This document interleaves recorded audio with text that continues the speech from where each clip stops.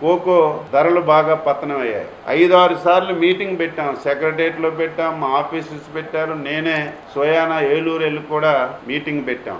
రైతులందరితో మాట్లాడాం. 450 రూపాయల కంటే ఒక పైసా కూడా మేము ఎక్కువ ఇవ్వలేం, ఎక్కువ ఇచ్చి కొనలేమని వాళ్ళు స్పష్టంగా చెప్తే మేము కంపెనీ వాళ్ళకి చెప్పాం, మీరు 500 కొనండి, మీరు ఒకవేళ ఇవ్వలేకపోతే ఆ 50 రూపాయలు మేమే ఇస్తామని చెప్పి ఏదైతే ఆ 50 రూపాయలు కూడా ఇంతవరకు కోకో 465 మెట్రిక్ టన్నులు ఇంతవరకు కొనుగోలు చేశారు కంపెనీలు. మిగిలినటువంటి 745 మెట్రిక్ టన్నులు ఉంది.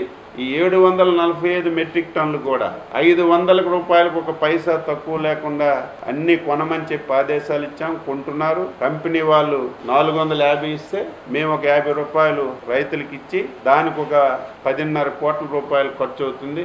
ఇంటర్ఫియర్ అయి కోకోను కూడా ఈరోజు రైతులకి నష్టం లేకుండా చేస్తున్నాం.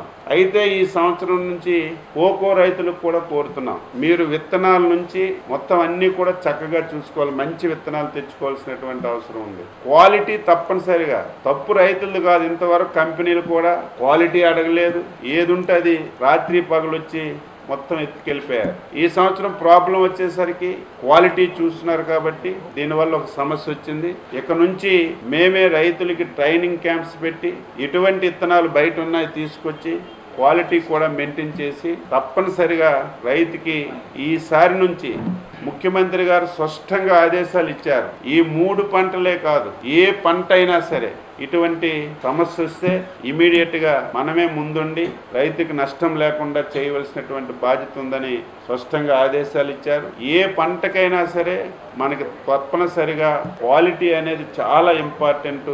క్వాలిటీ ఉంటే ఈ రోజు ఇంటర్నేషనల్ మార్కెట్లో ధరలు వస్తున్నాయి. క్వాలిటీ లేకుండా మనం ధరలు అడిగినా వచ్చే పరిస్థితి లేదు. కాబట్టి తప్పనిసరిగా రైతులకి చైతన్యపరిచి ట్రైనింగ్ ఇచ్చి ఈ విషయాలన్నింటి మీద నిష్ణాతులైనటువంటి కొంతమంది వ్యక్తులకి, కోకోలో నిష్ణాతులైనటువంటి వారు ఉన్నారు, క్వాలిటీ మెయింటైన్ చేసిన వాళ్ళు ఉన్నారు, ఏ విధంగా ఎక్కువ క్వాలిటీ వస్తుందో అవగాహన ఉన్న వాళ్ళు ఉన్నారు. అటువంటి ప్లేయర్స్ కూడా రాష్ట్ర ప్రభుత్వం తీసుకొచ్చి వాళ్ళ ద్వారా రైతులకి చైతన్యపరిచి తప్పనిసరిగా క్వాలిటీ పెంచే విధంగా కూడా ఈ సంవత్సరం నుంచి చర్యలు తీసుకుంటామని ఈ సందర్భంగా తెలియజేస్తూ, ఇప్పుడు ఏదైతే ఈ 3 పంటలకి రైతులు ఆందోళన చెందుతున్నారు, ఈ ఆందోళన చెందవలసినటువంటి అవసరం లేదు. తప్పనిసరిగా ఈ 3 పంటలకి రాష్ట్ర ప్రభుత్వం పూర్తిగా బేర్ చేసి కొంటామని చెప్పి స్పష్టంగా తెలియజేస్తున్నాను.